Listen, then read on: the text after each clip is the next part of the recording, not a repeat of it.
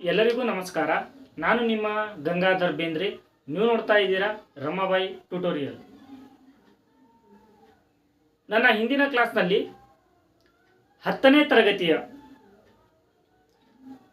ಬೆಳಕು, ಪ್ರತಿಫಲನ ಮತ್ತು ವಕ್ರೀಭವನ ಎನ್ನುವಂತಹ ಅಧ್ಯಾಯದ ಮೇಲೆ ನಿಮ್ನ ದರ್ಪಣ ಮತ್ತು ಪೀನ ದರ್ಪಣದ ರೇಖಾಚಿತ್ರಗಳನ್ನು ಗಮನಿಸಿದ್ವಿ. ಇವತ್ತು ಅದರ ಮುಂದುವರೆದ ಭಾಗವನ್ನು ನೋಡೋಣ. ಮೊಟ್ಟ ಮೊದಲನೇದಾಗಿ ಬೆಳಕು ಅನ್ನುವಂಥ ಒಂದು ಅಧ್ಯಾಯದಲ್ಲಿ ನಾವು 10ನೇ ತರಗತಿಗೆ ಸಂಬಂಧಪಟ್ಟಂತ ಬೆಳಕು ಅನ್ನುವಂತಹ ಒಂದು ಚಾಪ್ಟರ್ನಲ್ಲಿ ಪ್ರಮುಖವಾಗಿ ಇದರಲ್ಲಿ ಒಳಗೊಂಡಿರುವಂಥ ಅಂಶಗಳು ಯಾವ್ಯಾವು, ಯಾವ ರೀತಿಯಾಗಿ ಅಂಶಗಳು ಒಳಗೊಂಡಿದ್ದಾವೆ ಅಂತನ್ನುವಂಥದ್ದು. ಮೊದಲನೇದಾಗಿ ಬೆಳಕಿನ ಪ್ರತಿಫಲನ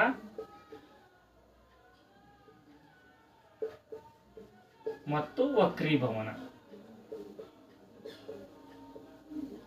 ನಿಯಮಗಳು. ಅಂದ್ರೆ ಯಾವ ರೀತಿಯಾಗಿ ಬೆಳಕಿನ ಒಂದು ಚಾಪ್ಟರ್ನಲ್ಲಿ ಬೆಳಕಿನ ಪ್ರತಿಫಲನದ ನಿಯಮಗಳು ಮತ್ತು ವಕ್ರೀಭವನದ ನಿಯಮಗಳ ಒಂದು ಆಧಾರವಾಗಿಟ್ಟುಕೊಂಡು ನಮ್ಮ ಪರೀಕ್ಷೆಗೆ ಪ್ರಶ್ನೆಗಳನ್ನು ಕೇಳುವಂತ ಸಾಧ್ಯತೆ ಇದೆ. ಅದೇ ರೀತಿಯಾಗಿ ಬೆಳಕಿನ ಪ್ರತಿಫಲನದಲ್ಲಿ ಕಂಡುಬರುವ ದರ್ಪಣಗಳ ಬಗ್ಗೆ. ಬೆಳಕಿನ ಪ್ರತಿಫಲನದಲ್ಲಿ ಕಂಡುಬರುವಂತಹ ದರ್ಪಣಗಳು ಅಂದ್ರೆ 2 ದರ್ಪಣಗಳು. ಆ ದರ್ಪಣಗಳ ಆಧಾರವಾಗಿಟ್ಟುಕೊಂಡು ರೇಖಾಚಿತ್ರಗಳ ಮೇಲೆ ರೇಖಾಚಿತ್ರ ಅಂದ್ರೆ ಬೆಳಕಿನ ಪ್ರತಿಫಲನದಲ್ಲಿ ದರ್ಪಣಗಳು ಕಂಡೇ ಬರ್ತವೆ. ಯಾಕಂದ್ರೆ ಬೆಳಕಿನ ಪ್ರತಿಫಲನ ಅನ್ನುವಂಥ ದರ್ಪಣಕ್ಕೆ ಏನಪ್ಪಾ ಅಂತಂದ್ರೆ ಸೀಮಿತವಾಗಿರೋದು. ಈ ಬೆಳಕಿನ ಪ್ರತಿಫಲನದಲ್ಲಿ ದರ್ಪಣಗಳಲ್ಲಿ 2 ವಿಧಗಳು. ನಾರ್ಮಲ್ ಆಗಿ ಹೇಳೋದಾದ್ರೆ ನಿಮ್ನ ದರ್ಪಣ ಮತ್ತು ಪೀನ ದರ್ಪಣ, ಅವುಗಳಲ್ಲಿ ಕಂಡು ಬರುವಂತ ರೇಖಾಚಿತ್ರಗಳು. ಇದು ಅತ್ಯಂತ ತುಂಬಾ ಇಂಪಾರ್ಟೆಂಟ್ ಆಗಿರುತ್ತದೆ. ಆಲ್ರೆಡಿ ಲಾಸ್ಟ್ ಕ್ಲಾಸ್ನಲ್ಲಿ ನಿಮಗೆ ಹೇಳಿದ್ದೆ, ಬೆಳಕಿನ ಪ್ರತಿಫಲನದಲ್ಲಿ ಕಂಡುಬರುವಂತಹ ದರ್ಪಣದ ರೇಖಾಚಿತ್ರಗಳನ್ನ ಯಾರಿಗಾದ್ರೂ ಮಿಸ್ ಆಗಿದ್ರೆ ಆ ವಿಡಿಯೋವನ್ನ ಏನಪ್ಪಾ ಅಂದ್ರೆ ನನ್ನ ಯೂಟ್ಯೂಬ್ ಚಾನಲ್ ಆಲ್ರೆಡಿ ಇದೆ, ಅದನ್ನ ಹುಡುಕಿ ಅದನ್ನ ಏನಪ್ಪಾ ಅಂದ್ರೆ ನೀವು ನೋಡಬಹುದು. ಏನಾದರೂ ಡೌಟ್ಸ್ ಇದ್ರೂ ಸಹ ಏನಪ್ಪಾ ಅಂದ್ರೆ ಕೇಳಿ ಕಮೆಂಟ್ ಬಾಕ್ಸ್ನಲ್ಲಿ. ಇವಾಗ ಈ 2 ಪಾಯಿಂಟ್ಗಳು ಅಂದ್ರೆ ಬೆಳಕು ಎನ್ನುವಂತಹ ಒಂದು ಚಾಪ್ಟರ್ನಲ್ಲಿ ಬೆಳಕಿನ ಪ್ರತಿಫಲನದ ಬಗ್ಗೆ ಆಲ್ರೆಡಿ ಏನಪ್ಪಾ ಅಂದ್ರೆ ನಾವು ಓದಿದ್ವಿ. ಏನು ಬೆಳಕಿನ ಪ್ರತಿಫಲನದ ನಿಯಮಗಳು, ಯಾವ ರೀತಿಯಾಗಿ ಪತನ ಕೋನ ಏನಪ್ಪಾ ಅಂತಂದ್ರೆ ಸಮನಾಗಿರುತ್ತದೆಯೋ ಅದೇ ರೀತಿಯಾಗಿ ಏನಪ್ಪಾ ಅಂದ್ರೆ ಪ್ರತಿಫಲಿತ ಕೋನವು ಅಷ್ಟೇ ಆಗಿರುತ್ತದೆ. ಅಂದ್ರೆ ಪತನ ಕೋನ ಎಷ್ಟಿರುತ್ತೆ, ಪ್ರತಿಫಲಿತ ಕೋನವು ಅಷ್ಟೇ ಇರುತ್ತದೆ. ಅದೇ ರೀತಿಯಾಗಿ 2ನೇ ನಿಯಮ ಏನಾಗ್ತದಪ್ಪ ಅಂತಂದ್ರೆ ಒಂದು ದರ್ಪಣದ ಮೇಲೆ ಏನಪ್ಪಾ ಅಂದ್ರೆ ಪತನ ಕಿರಣವು ಮತ್ತು ಪ್ರತಿಫಲಿತ ಕಿರಣಕ್ಕೆ ಎಳೆದ ಲಂಬವು 3 ಒಂದೇ ಸಮತಲದಲ್ಲಿರುತ್ತದೆ ಅಂತನ್ನುವಂಥದ್ದು ಇಲ್ಲಿ ನಾವು ಬೆಳಕಿನ ಪ್ರತಿಫಲನದ 2ನೇ ನಿಯಮದಲ್ಲಿ ನೋಡ್ಕೊಳ್ಬಹುದು. ಅದೇ ರೀತಿಯಾಗಿ ರೇಖಾಚಿತ್ರಗಳನ್ನು ಸಹ ಏನಪ್ಪಾ ಅಂದ್ರೆ ನಾವು ನೋಡಿದ್ವಿ. ಇನ್ನ 3ನೇ ಅಂಶ ಇಲ್ಲಿ ಸೇಮ್ ಆಸ್ ಇಟ್ ಈಸ್ ಬೆಳಕಿನ ವಕ್ರೀಭವನದ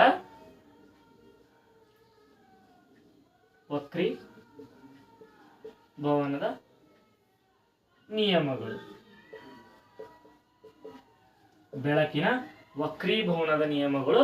ಮತ್ತೆ 4ನೇ ಪಾಯಿಂಟು ಬೆಳಕಿನ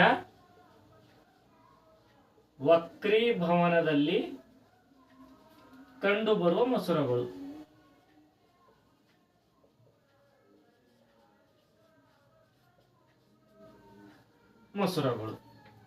ತದನಂತರ ಯಾವುದಪ್ಪ ಅಂತಂದ್ರೆ ದರ್ಪಣ ಮತ್ತು ಮಸೂರಗಳ ಸೂತ್ರ. ನೋಡಿ, ನೀವು ಕೆಲವೊಂದು ತೈಲಿ ಏನಪ್ಪಾ ಅಂದ್ರೆ ನಾನು ನೋಡಿರೋ ಪ್ರಕಾರ ಹೇಳ್ತಾ ಇದ್ದೀನಿ. ಒಂದು ಚಾಪ್ಟರ್ ಅನ್ನ ಕೊಟ್ಟಾಗ ಅವುಗಳ ಅಂಶಗಳು ಯಾವಪ್ಪ ಅಂತಂದ್ರೆ ಕೇಳಿದ್ರೆ ಏನ್ ಮಾಡ್ತಾರಪ್ಪ ಅಂದ್ರೆ ಅಲ್ಲಿ ಮೇಲ್ಗಡೆ ಇರುವಂತ ಹೆಡ್ಲೈನ್ಸ್ಗಳನ್ನೇ ಹೇಳ್ತಾರೆ. ಫಾರ್ ಎಕ್ಸಾಂಪಲ್, ಈಗ ಬೆಳಕಿನ ಪ್ರತಿಫಲನದ ಏನಪ್ಪಾ ಅಂತಂದ್ರೆ ದರ್ಪಣಗಳಲ್ಲಿ ಕಂಡು ಬರುವಂತಹ ರೇಖಾಚಿತ್ರಗಳಲ್ಲಿ ನಿಮ್ನ ದರ್ಪಣ ಒಂದು ಭಾಗವಾದರೆ ಪೀನ ದರ್ಪಣ ಒಂದು ಭಾಗ. ಅದರಲ್ಲಿ ಏನ್ ಮಾಡ್ಬಿಡ್ತಾರೆ, ಅಂಶಗಳಲ್ಲಿ ನಿಮ್ನ ದರ್ಪಣ ಒಂದು ಪೀನ ದರ್ಪಣ ಒಂದು. ಈ ರೀತಿಯಾಗಿ ಬರೆಸ್ತಾರೆ. ಅದನ್ನೂ ಸಹ ಸರಿ, ನಾನು ಅದನ್ನು ತಪ್ಪಂತ ಇಲ್ಲ. ಬಟ್ ಅದನ್ನು ನೋಡಿದಾಗ ಯಾರಿಗಾದ್ರೂ ಮಕ್ಕಳಿಗೆ ಬರ್ಸಿದಾಗ ಏನಪ್ಪ ಅಂತಂದರೆ, ತುಂಬ ಬರ್ಸಿದಾಗ ಏನಾಗುತ್ತೆ, ಯಪ್ಪ ಇಷ್ಟಿದೆಯಾ ಅಂತ ಅನ್ನುವಂಥ ಮೊದಲೇ ಹೆದರಿಕೆ ಕೂಡ್ಕೊಳುತ್ತೆ. ಅದಕ್ಕೋಸ್ಕರ ಏನಪ್ಪ ಅಂದ್ರೆ ನಾನು ಶಾರ್ಟ್ ಆಗಿ ಮಾಡಿದ್ದೀನಿ. ಅಂದರೆ ಎಲ್ಲವೂ ಅದೇ ಅಂಶಗಳು, ನಾ ಹೇಳುವುದು ಏನಪ್ಪ ಅಂತಂದ್ರೆ ಅದೇ ಅಂಶಗಳು, ನಿಮ್ಮ ಶಿಕ್ಷಕರು ಹೇಳುವುದು ಅದೇ ಅಂಶಗಳು, ಆದರೆ ಒಂದು ರೀತಿಯಾದಂಥ ಏನಪ್ಪ ಅಂದ್ರೆ ಈಸಿ ಆಗಿರುವಂಥದ್ದು 5 ಪಾಯಿಂಟ್ಸ್ಗಳಲ್ಲಿ ಮಾಡಿದ್ದೀನಿ. ಮೇನ್ ಮೊದಲನೇ ಪಾಯಿಂಟ್ ಅಂತೂ ಮುಗಿದೋಗಿದೆ. ಇನ್ನು ಎರಡನೇ ಪಾಯಿಂಟ್ ಏನಪ್ಪ ಅಂತಂದರೆ, ಅಂದರೆ ಮೊದಲನೇ ಪಾಯಿಂಟನ್ನೇ ನಾ ಏನಪ್ಪ ಅಂದ್ರೆ ಇಲ್ಲಿ ಮೂರನೇ ಪಾಯಿಂಟ್ನಲ್ಲಿ ಹಾಕಿದ್ದೀನಿ. ಏನಪ್ಪ ಅಂತಂದರೆ, ಮೊದಲನೇ ಪಾಯಿಂಟ್ ಏನು ಹೇಳ್ತಾ ಇದೆ, ಬೆಳಕಿನ ಪ್ರತಿಫಲನ ಮತ್ತು ವಕ್ರೀಭವನದ ನಿಯಮಗಳಲ್ಲಿ ಬೆಳಕಿನ ಪ್ರತಿಫಲನ ಆಲ್ರೆಡಿ ಹೇಳಿದ್ದೀನಿ. ನಾವು ವಕ್ರೀಭವನದ ನಿಯಮ ಹೇಳಿರಲಿಲ್ಲ, ಅದಕ್ಕೆ ಮೂರನೇ ಪಾಯಿಂಟಲ್ಲಿ ಅಲ್ಲಿ ಸೇರಿಸಿದ್ದೀನಿ. ಓಕೆನಾ? ಅದಾಗಿದ್ಮೇಲೆ ಈ ವಕ್ರೀಭವನದಲ್ಲಿ ಏನು ಕಂಡು ಬರ್ತಾವಪ್ಪ ಅಂದ್ರೆ, ಈ ದರ್ಪಣ ಕಂಡು ಬರುತ್ತಾ ಸರ್, ಮೊಸರ ಕಂಡು ಬರುತ್ತೆ ಅಂದರೆ ಇಲ್ಲಿ ಮೊಸರಗಳು ಕಂಡು ಬರುತ್ತವೆ.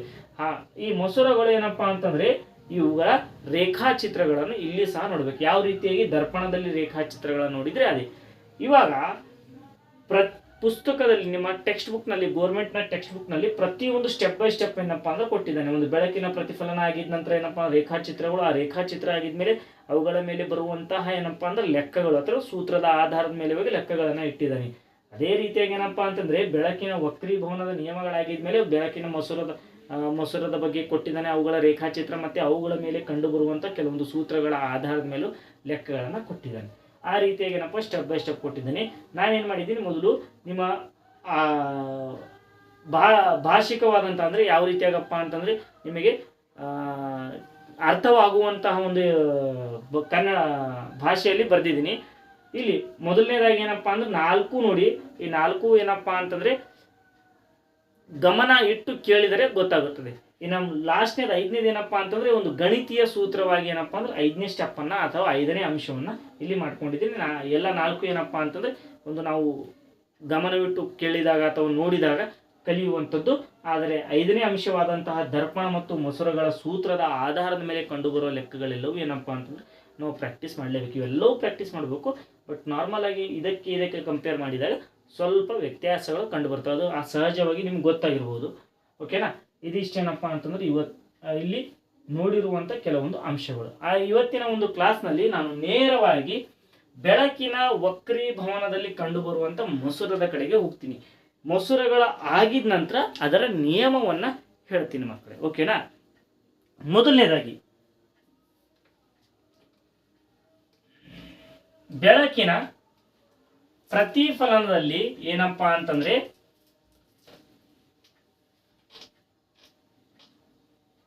ದರ್ಪಣಗಳು ಕಂಡು ಬರ್ತವೆ. ಆ ದರ್ಪಣದಲ್ಲಿ ನಿಮ್ನ ದರ್ಪಣ ಮತ್ತು ಪೀನ ದರ್ಪಣಗಳದೇನಪ್ಪ ಅಂತಂದ್ರೆ ನೀವು ರೇಖಾಚಿತ್ರಗಳನ್ನು ಇಳಿಸ್ಬಿಟ್ರಿ. ಸಹಜವಾಗಿ ಇವಾಗ ಏನಪ್ಪ ಅಂತಂದ್ರೆ ನಾವು ನಿಮ್ನ ಮಸೂರ ಮತ್ತು ಪೀನ ಮಸೂರದ ಬಗ್ಗೆ ಮಾತಾಡೋಣ. ಯಾವ ರೀತಿಯಾಗಿ ಏನಪ್ಪ ಅಂತಂದ್ರೆ ನಿಮ್ನ ಮಸೂರಗಳು ಇರ್ತವೆ ಮತ್ತು ಪೀನ ಮಸೂರಗಳು ಇರ್ತವೆ ಅಂತನ್ನುವಂಥದ್ದು. ನಾನೇನು ಮಾಡ್ತೀನಿ, 2 ವೃತ್ತಗಳನ್ನು ಹಾಕಿಬಿಡ್ತೀನಿ. ಓಕೆನಾ? ಒಂದಕ್ಕೊಂದು ಜಾಯಿಂಟ್ ಮಾಡಿದ್ದೀನಿ. ಕರೆಕ್ಟಾ? ಈ ವೃತ್ತವನ್ನು ನಾನು ಏನು ಮಾಡ್ತೀನಿ ಅಪ್ಪ ಅಂತಂದರೆ ಈ 2 ವೃತ್ತಗಳೇನಪ್ಪ ಅಂದರೆ ಕಮೆಂಡ್ ಆಗಿರಿದೆ. ಕರೆಕ್ಟಾ? ಈ ಕಮೆಂಡ್ ಆಗಿರೋದನ್ನು ನಾನು ಏನೇನು ಮಾಡ್ತೀನಿ, ಒಂದು ಅಷ್ಟನ್ನೇ ಇಟ್ಟು ಇದನ್ನು ಅಳಿಸ್ಬಿಡ್ತೀನಿ. ಇದನ್ನು ಇಷ್ಟು ಅಳಿಸ್ಬಿಡ್ತೀನಿ. ಇದನ್ನು ಇಷ್ಟು ಅಳಿಸ್ಬಿಡ್ತೀನಿ. ಇದು ನೋಡ್ತಾ ಇದ್ದೀರಾ? ಇದು ಯಾವ ಮಸೂರ ಅಂತಂದರೆ ಇದು ಪೀನ ಮಸೂರ, ಇದು ಪೀನ ಮಸೂರ. ಅದೇ ರೀತಿಯಾಗಿ ನಿಮ್ನ ಮಸೂರ ಈ ರೀತಿಯಾಗಿರುತ್ತದೆ. ನಿಮ್ನ ಮಸೂರ ಇದು ನಿಮ್ನ ಮಸೂರ. ಇಲ್ಲಿ ಪೀನ ಮಸೂರ ಮತ್ತು ನಿಮ್ನ ಮಸೂರವನ್ನು ನಾನು ಸಹಜವಾಗಿ ಏನಪ್ಪ ಅಂತಂದ್ರೆ ಏನಂತ ಕರಿತೀನಿ ಅಂತಂದ್ರೆ ಯಾವಾಗಲೂ ಇಡ್ಲಿ ಮತ್ತು ವಡ ಅಂತಂದು ಕರೆದ್ಬಿಡ್ತೀನಿ. ಇಡ್ಲಿ ಮತ್ತು ವಡ. ಇದು ಇಡ್ಲಿ, ಇದು ಇಡ್ಲಿ, ಇದು ವಡ. ಗೊತ್ತಾಗಲಿ ಅಂತ ಇಡ್ಲಿ ಮತ್ತು ವಡ. ಇಡ್ಲಿ ಯಾವ ರೀತಿಯಾಗಿರುತ್ತದೆ ನೋಡಿ, ಸೆಂಟರ್ನಲ್ಲಿ ದಪ್ಪವಾಗಿದ್ದು ಕೊನೆ ಭಾಗದಲ್ಲಿ ತೆಳ್ಳಗಿರುತ್ತದೆ. ತಿಂದಿದ್ರಲ್ಲ ಎಲ್ಲರೂ? ಓಕೆನಾ? ಯಾರ್ಯಾರು ಇಡ್ಲಿ ತಿಂದಿದ್ರೆ ಕಮೆಂಟ್ ಮಾಡಿ, ಲೈಕ್ ಮಾಡಿ. ಹಾಗೆ ಇಡ್ಲಿ ಏನಿರುತ್ತೆ, ದಪ್ಪವಾಗಿರುತ್ತದೆ, ಸುತ್ತಲೂ ಏನಪ್ಪ ಅಂದ್ರೆ ತೆಳ್ಳಗಿರುತ್ತದೆ. ನೋಡಿ, ಇದನ್ನು ಅದೇ ರೀತಿ ಸೆಂಟರ್ನಲ್ಲಿ ದಪ್ಪಗಿದೆ, ಕೊನೆಯಲ್ಲಿ ತೆಳ್ಳಗೆ. ವಡ ಹೇಗಿರುತ್ತದೆ? ವಡ ಪೂರ್ತಿಯಾಗಿ ರೌಂಡ್ ಶೇಪ್ ಇದ್ದು ನಡಬರ್ಕ್ ಏನಪ್ಪಾ ಅಂದ್ರೆ ಹೋಲ್ ಆಗಿರ್ತದೆ. ತೂತೊಡೆ ಅಂತಂದು ಏನು ಕರಿತಿರೋದು, ಓಕೆನಾ, ಇಲ್ಲಿ ಹೋಲ್ ಆಗಿರುತ್ತೆ. ಬಟ್ ಇದಕ್ಕೆ ಹೋಲ್ ಇಲ್ಲ. ಆ ರೀತಿಯಾದಂಥ ಮೆನ್ಷನ್ ಅನ್ನ ಮಾಡ್ಕೊಳ್ಳಿ. ಇದು ಚಿಕ್ಕದಾಗಿರುತ್ತದೆ, ಒಳಗಡೆ ಹೊರಗಿನ ಭಾಗ ದಪ್ಪದಾಗಿರ್ತದೆ, ಅಂದ್ರೆ ರೌಂಡ್ ಶೇಪ್ನಲ್ಲಿ ನಾವು ನೋಡಿದಾಗ, ಓಕೆನಾ. ಇದು ವಡ ಅಂತಂದು ಕರಿತೀನಿ, ನಿಮ್ನವನ್ನ ನಾನು ಪೀನವನ್ನ ಇಡ್ಲಿ ಅಂತ ಗೊತ್ತಾಗ್ಲಿ ಅಂತ ಸುಮ್ಮನೆ ಜಸ್ಟ್ ಕಾಮಿಡಿ ಪರ್ಪಸ್ಗೋಸ್ಕರ. ಮತ್ತು ಇದೇ ರೀತಿಯಾಗಿ ಕರೀತಾರಂತ ಕಮೆಂಟ್ ಬಾಕ್ಸ್ನಲ್ಲಿ ಹಾಕಿರ್ಲಿನ, ಓಕೆನಾ. ಇದೇನಪ್ಪ ಅಂತಂದರೆ ಪೀನ ಮೊಸರ ಮತ್ತು ನಿಮ್ನ ಮೊಸರ. ಈಗ ಇವುಗಳಲ್ಲೂ ಸಹ ಏನಪ್ಪ ಅಂತಂದ್ರೆ ನಿಯಮಗಳು ಒಳಗೊಂಡಿದ್ದರು. ಆ ಮೊದಲನೇದಾಗಿ ಪೀನ ಮೊಸರಿನ ನಿಯಮಗಳನ್ನು ನೋಡೋಣ. ಸೇಮ್ ಪೀನ ಮೊಸರಲ್ಲೂ ಸಹ ಏನಪ್ಪ ಅಂತಂದ್ರೆ ದರ್ಪಣಗಳಲ್ಲಿ 4 ನಿಯಮಗಳಿದ್ವಿ. ಯಾವ ರೀತಿಯಾಗಿ ದರ್ಪಣ ಕಾಣಿಸ್ತು, ಅದರ ಮೇಲೆ ಏನಪ್ಪಾ ಅಂದ್ರೆ ರೇಖಾಚಿತ್ರಗಳು ಬರ್ಬೇಕಂತಂದ್ರೆ ಅವುಗಳಲ್ಲಿ ಕಂಡು ಬರುವಂತ 4 ನಿಯಮಗಳಿದ್ವಲ್ಲ, ಇದೇ ರೀತಿಯಾಗಿ ಏನಪ್ಪಾ ಅಂತಂದ್ರೆ ನಿಮ್ನ ಮೊಸರ ಮತ್ತು ಪೀನ ಮೊಸರುಗಳಲ್ಲೂ ಸಹ 3 ನಿಯಮಗಳಿವೆ. ಮೊದಲನೇದಾಗಿ ನಾವು ನಿಮ್ನ ಮೊಸರದ ನಿಯಮಗಳನ್ನ ನೋಡೋಣ. 1ನೇದ್ದು, ಇಲ್ಲಿ 2ನೇದ್ದು, ಇದು 3ನೇ, ಓಕೆನಾ. ಈ ರೀತಿ ನಾನು ಆಲ್ರೆಡಿ ಮೊದಲು ಏನಪ್ಪಾ ಅಂತಂದ್ರೆ ಒಂದು ವೃತ್ತವನ್ನ ಹಾಕಿದ್ದೆ. ಈ ರೀತಿಯಾಗಿ ನೋಡಿರ್ಬೋದು. ಆ ವೃತ್ತವನ್ನ ತೆಗೆದುಕೊಂಡು ಒಳಗಿಂದು ನಿಮ್ನ ಮೊಸರ ಅಂತಂದು ಕರೆದಿದ್ದೆ, ಕರೆಕ್ಟಾ. ಇವಾಗ ನಮಗ ಸಿಂಪಲ್ ಆಗಿ ನಾವು ಹೇಳ್ಬೇಕಂತಂದ್ರೆ